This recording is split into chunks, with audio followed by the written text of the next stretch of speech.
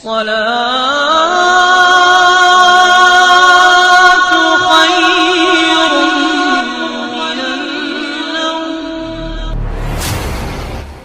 محترم، حضور غوث پاک رضی اللہ تعالیٰ عنہ کے اوصاف، ان کی پیدائش اور ان کے مرتبے کے بارے میں کچھ باتیں عرض کرتا ہوں کہ حضور غوث پاک رضی اللہ تعالیٰ عنہ کی پیدائش 1 رمضان المبارک 470 ہجری میں ہوئی۔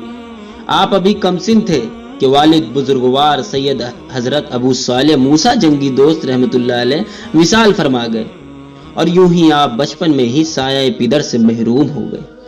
آپ کی تربیت کی ذمہ داری آپ کے نانا حضرت عبداللہ سومی رحمۃ اللہ علیہ کے کندھوں پر آن پڑی، اور انہوں نے آپ کی تعلیم و تربیت پر خصوصی توجہ دی۔ حضور سیدنا غوث اعظم رضی اللہ تعالیٰ عنہ کے فرزند حضرت سید عبدالرزاق کا بیان ہے کہ والد بزرگوار کو بچپن سے ہی کھیل کود سے نفرت تھی۔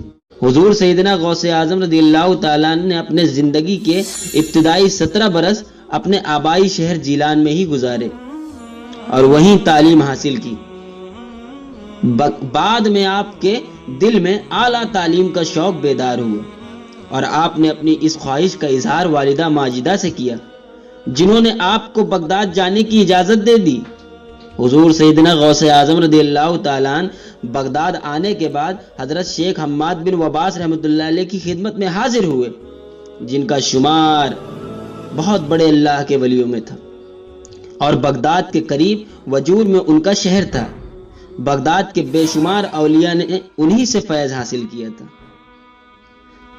آپ کا قیام بغداد شریف کے محلہ مظفریہ میں رہا۔ آپ نے تعلیم حاصل کرنے کے بعد، یعنی جب فراغت ہو جاتی تھی، تو حضرت شیخ حماد بن وباس رحمۃ اللہ علیہ کی محفل میں شریک ہو جاتے تھے اور ان سے روحانی فیوز و برکات حاصل کرتے تھے۔ بغداد میں آپ نے 9 برس تک مختلف علوم پر علم حاصل کیا، اور اس وقت بغداد میں موجود تمام اکابرین علماء عظیم کی صحبتوں سے بھرپور فیض حاصل کیا۔ حضور سیدنا غوث اعظم رضی اللہ تعالیٰ عنہ حصول علم کے بعد طریقت کی جانب راغب ہوئے۔ حضرات محترم، حضور غوث پاک رضی اللہ تعالیٰ عنہ کے والد محترم حضرت موسیٰ جنگی دوست رضی اللہ تعالیٰ عنہ کے حوالے سے ایک بات ہے کہ روایتوں میں آتا ہے کہ جس سب حضور سیدنا غوث اعظم رضی اللہ تعالیٰ عنہ پیدا ہونے والے تھے، اس رات آپ کے والد بزرگوار حضرت شیخ سید ابو صالح موسیٰ جنگی دوست رحمۃ اللہ علیہ کو خواب میں ہی حضور نبی کریم صلی اللہ تعالیٰ علیہ وسلم کی زیارت بسعادت نصیب ہوئی۔